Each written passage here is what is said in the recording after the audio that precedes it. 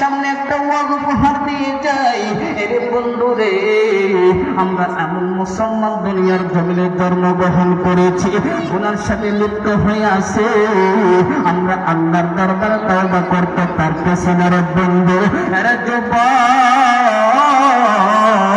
পায়ে হাত ধরে আপনাদের সামনে একটা কথা বলে যাই রে বন্ধু, মালাকুল মউত কখন জানি আপনার সামনে হাজির হয়ে যায়।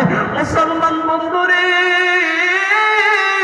জানি না কার মৃত্যু কখন লাগাছি রে, আমাদের জানা নাই বুঝবা। আমরা মুসলমান তো এটা ভাবনাই করতে পারবো না।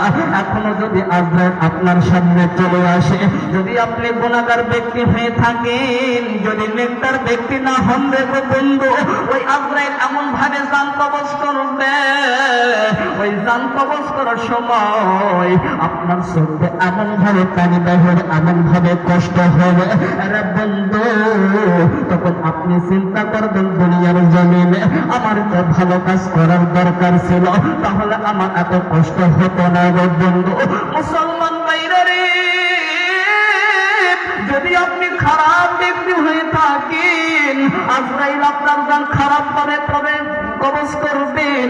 যদি আপনি নেককার ব্যক্তি হয়ে থাকেন, আমলওয়ালা ব্যক্তি হয়ে থাকেন, আজরাইল আপনার কাছে এমন ভাবে জান কবজ করবে বন্ধু, আপনি মুসলমান তো বুঝতে পারবেন না, কোনো কষ্ট হবে না। এরা বন্ধু, এখন আমরা যে মুসলমান দুনিয়ার জমিনে জন্মগ্রহণ করেছি, আমরা কিন্তু সোজা পথে নাই গো বন্ধু, আমরা তারিকুম ফিস সাঈর, আমরা জাহান্নামের পথে আছি, বাঁকা পথে আছি। আমরা মুসলমান যদি বাঁকা পথ থেকে না ফিরে আসি, এই বাঁকা পথ নিয়ে যদি দুনিয়ার জমিন থেকে চলে যায়, জাহান্নাম ছাড়া আমাদের উপায় নাই। একটু আওয়াজ করে বলেন নাউজুবিল্লাহ।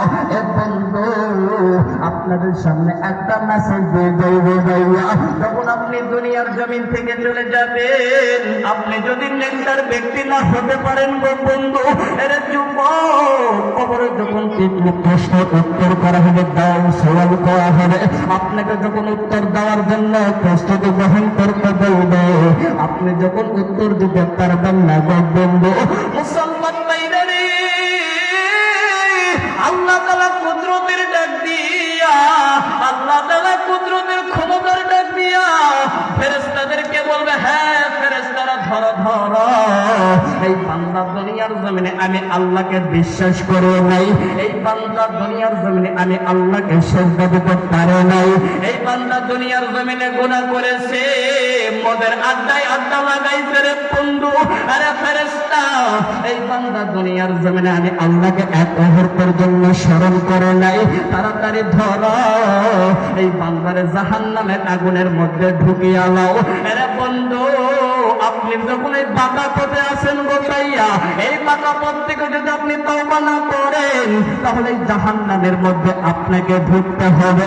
যদি আপনি নেককার ব্যক্তি হয়ে থাকেন, যখন আপনার প্রশ্ন করা হবে গো ভাইয়া, প্রশ্নের উত্তর দিয়ে যাও। মুসলমান বন্ধু রে, প্রশ্ন যখন করা হয় না, আপনি যদি নেককার ব্যক্তি হয়ে থাকেন, আপনি যখন প্রশ্নের উত্তর দিবেন, মান রব্বুকা, আমার রব আল্লাহ, ওয়া মান দীনুকা, আমার দিন ইসলাম, ওয়া মান নবীকা, নবীকে যখন দেখাইব বন্ধু, ওই নেককার বান্দার চোখের পানি ঝরঝর করে পড়বে আর বলবে, দুনিয়ার জমিনে